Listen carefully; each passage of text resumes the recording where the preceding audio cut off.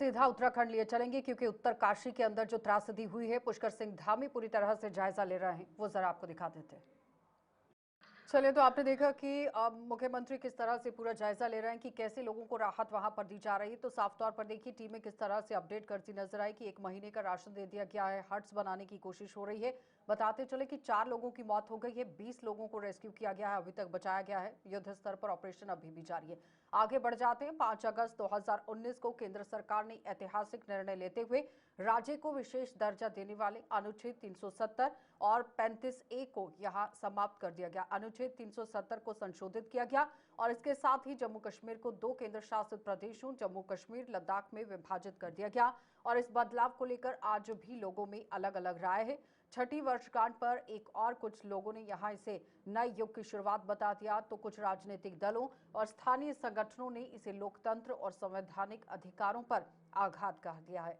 और सरकार का दावा है कि अनुच्छेद 370 के संशोधन होने के बाद जम्मू कश्मीर में विकास की गति तेज हुई है। सड़क, बिजली, स्वास्थ्य, शिक्षा, डिजिटल कनेक्टिविटी और पर्यटन के क्षेत्र में भारी निवेश हुआ है। आंकड़ों के अनुसार आतंकी घटनाओं में गिरावट आई है, पत्थरबाजी लगभग समाप्त हो चुकी है और युवाओं के लिए नए रोजगार के अवसर सृजित हुए हैं।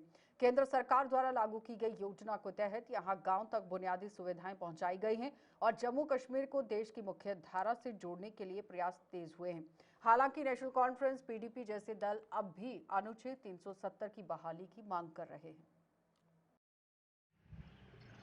देखिए, 370 धारा टूटने के बाद में हमारे जम्मू कश्मीर का जो हालात सुधरे हैं, हम तो उसकी मतलब कि इतनी ज़्यादा खुश हैं कि हम कभी सोच भी नहीं सकते थे कि सपने में कि हमारे जम्मू कश्मीर में हालात इतने अच्छे सुधार हो गए। क्योंकि 370 टूटने के पहले जो हालात हमारे बने हुए थे, अपने ही देश में रह के हमें लगता था कि हम बाहर के देश में कहीं रहते हैं। ऐसी सोच हो चुकी थी लोगों की कि हुर्रियत ने इतना जहर भर दिया था हमारे नौजवानों को।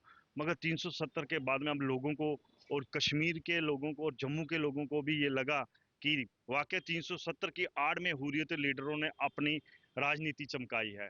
370 जो एक फैसला था सेंट्रल गवर्नमेंट का, मैं उसकी सराहना करता हूँ, मोदी जी का शुक्रिया अदा करता हूँ। अगर सही समय में उन्होंने 2019 5 अगस्त को जो इन्होंने 370 धारा तोड़ने का जो फैसला लिया था, एक ऐतिहासिक फैसला लिया और बहुत ही अच्छा इसमें हमने जम्मू कश्मीर के, खास करके जम्मू कश्मीर के लोगों ने ही इसका स्वागत किया।